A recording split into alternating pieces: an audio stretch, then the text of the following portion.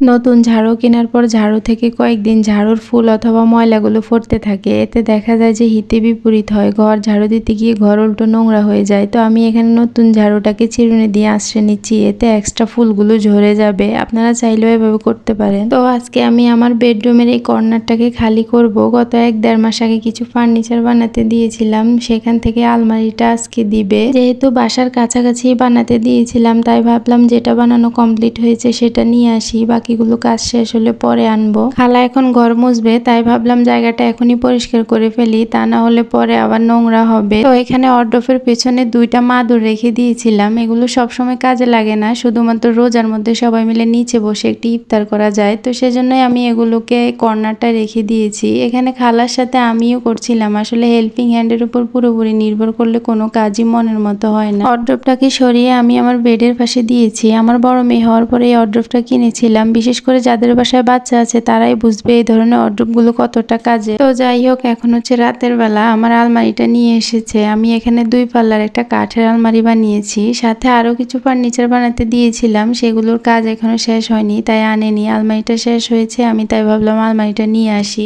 আলমারিটা রাখার পর আমার বারান্দার একটা সাইডে একটু ব্লক হয়ে গিয়েছে, তো এতে খুব একটা অসুবিধা হবে না। এর পাশে হিউজ জায়গা আছে, ওইটা ইউজ করা যাবে। আমার বড় মেয়ে আশফিকা আলমারিটা সবাইকে খুলে দেখাচ্ছে আর ও বলে দিচ্ছে যে কোন সাইডে কার জামা কাপড় থাকবে। তো আলমারিটা কেমন হয়েছে সবাই কমেন্ট করে জানাবেন। আজকে এই পর্যন্তই, সবাইকে অনেক ধন্যবাদ। আল্লাহ হাফেজ।